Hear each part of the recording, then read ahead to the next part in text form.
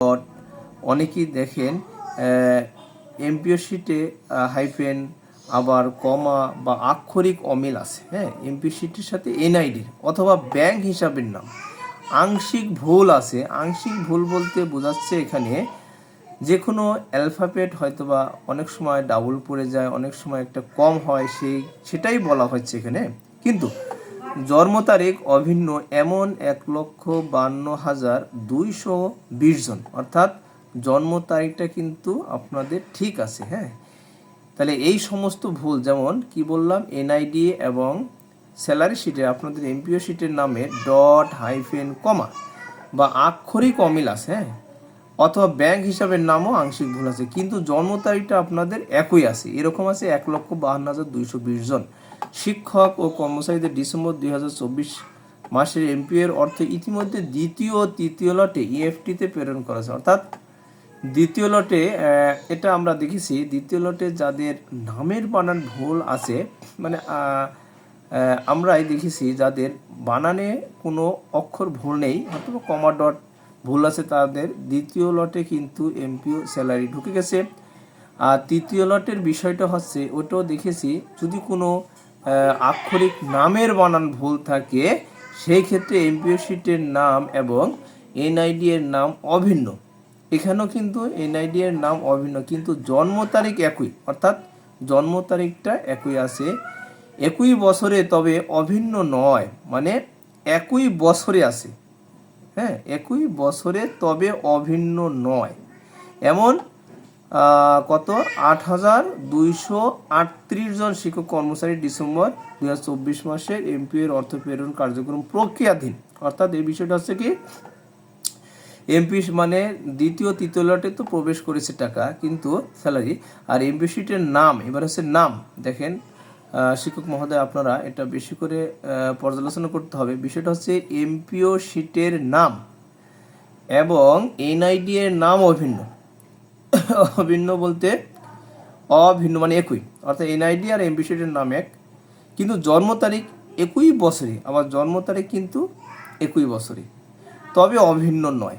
হ্যাঁ, একই বছরে তবে অভিন্ন নয়, মানে একই। আচ্ছা, তাহলে এটা আছে এমপি শিটের নাম এবং এনআইডি এর নাম অভিন্ন।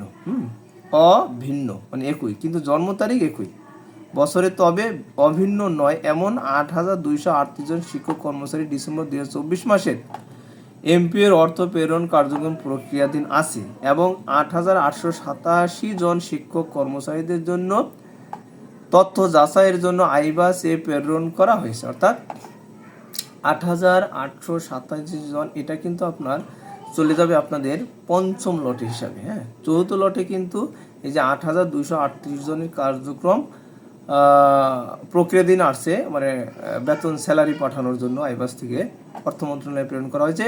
আর 8,887 জন শিক্ষক কর্মচারী তথ্য যাচাইয়ের জন্য আইবাসে প্রেরণ করা হয়েছে। তাহলে এই প্রায় পঞ্চমটা লট এখানে টানা হয়েছে। আর এখানে বলা হয়েছে যে সকল শিক্ষক কর্মচারী এমপিও শিটের জন্ম তারিখের সাথে এনআইডি এর জন্ম তারিখের অমিল রয়েছে, অর্থাৎ যে সকল শিক্ষক কর্মচারীদের এমপিও শিটের জন্ম তারিখের সাথে এনআইডি এর জন্ম তারিখ অমিল রয়েছে, মানে মিল নেই, জন্ম তারিখ অথবা ব্যাংকের হিসাব নম্বর ভুল রয়েছে, তাদের ভুল সংশোধন না হওয়া পর্যন্ত এমপিও এর অর্থ ইএফটিতে প্রেরণ করা সম্ভব হচ্ছে না। মানে এটা হচ্ছে সম্পূর্ণই আলাদা, এই দুটো ক্ষেত্রে কিন্তু সম্ভব হবে না। এবার আসি আমরা দ্বিতীয়, তৃতীয়, চৌথ এবং পঞ্চম লটে যে কথা রয়েছে, অর্থাৎ এই 5টা লটের কিন্তু প্রথম লটে কোনো প্রবলেম নাই, অর্থাৎ দ্বিতীয়, তৃতীয়, চৌথ, পঞ্চম 1, 2, 3 এই 4টা লটের কিন্তু অবশ্যই কিছু না কিছু ভুল ত্রুটি আছে। তাদের ক্ষেত্রে বলা হয়েছে যে সকল শিক্ষক কর্মচারী ডিসেম্বর 2024 মাসে এমপিও এর অর্থ ইএফটিতে প্রেরণ করা হয়েছে এবং তথ্যের ভুলের কারণে যাদের এমপিও এর অর্থ প্রেরণ করা সম্ভব হয়নি, অর্থাৎ যাদের করা হয়েছে এবং যাদের করা হয়নি সবারই, অর্থাৎ 2, 3, 4, 5 এই শিক্ষকদের, তাদেরকে নিম্নে উল্লেখিত সময়সূচি অনুযায়ী অত্র অধিদপ্তরের স্মারক নং এত, হিসাব তারিখ এত, 27/10/2022 পত্রের নির্দেশনা অনুযায়ী অনলাইনে এমপিওর সিস্টেম যথাযথ প্রক্রিয়াধীন আবেদন করে তথ্য সংশোধন করার জন্য নির্দেশ অনুরোধ করা হলো। অন্যথায় ভুল তথ্যের কারণে এপ্রিল 2025 মাস থেকে তাদের এমপিওর অর্থ প্রেরণ স্বয়ংক্রিয়ভাবে বন্ধ হয়ে যাবে। অর্থাৎ যদি সঠিক না হয় তাহলে স্বয়ংক্রিয়ভাবে বন্ধ হয়ে যাবে। যথাযথ প্রক্রিয়াধীন আবেদন করে এমপিও শিটের তথ্য অনলাইনে সংশোধন করা হলে তা সক্রিয়ভাবে এমপিও ডাটাবেস সংশোধন হবে। তবে এনআইডি এবং ব্যাংকের তথ্য সংশোধনের পর, অর্থাৎ এনআইডি এবং ব্যাংকের তথ্য সংশোধনের পর পরবর্তী কার্যক্রমের জন্য এমপিও ইএফটি মডিউলে লগ ইন করে অনলাইনে আঞ্চলিক পরিচালক, কলেজের ক্ষেত্রে বা উপজেলা, থানা, মাধ্যমিক শিক্ষা কর্মকর্তা, স্কুলের ক্ষেত্রে মাধ্যমিক ও উচ্চ শিক্ষা অধিদপ্তরে প্রেরণ করতে হবে। প্রতিষ্ঠান প্রদান কর্তৃক দাখিলকৃত ইএফটিতে অর্থ প্রেরণ করার জন্য প্রয়োজনীয় এমপিও তথ্য সংশোধন অনলাইনে আবেদন। প্রচলিত এমপিও আবেদনের শিডিউলের বাইরে নিম্নে বর্ণিত শিডিউল মোতাবেক সংশোধন কার্যক্রম সম্পন্ন করার জন্য অঞ্চলের পরিচালক বা কলেজ উপপরিচালক, মাধ্যমিক জেলা শিক্ষা কর্মকর্তা এবং উপজেলা থানা মাধ্যমিক শিক্ষা কর্মকর্তাকে নির্দেশক্রম অনুরোধ করা হলো। অর্থাৎ স্কুল ক্ষেত্রে এখানে কিন্তু তারিখটা স্পষ্টভাবে বলা দেওয়া হয়েছে, প্রতিষ্ঠান প্রদান কর্তৃক আবেদনের সর্বশেষ তারিখ 6/3/2025, অর্থাৎ এর মধ্যে করতে হবে। উপজেলা হতে অগ্রহায়ণের সর্বশেষ তারিখ 11/3/2025 এবং জেলা হতে অগ্রহায়ণের সর্বশেষ তারিখ 17/3/2025।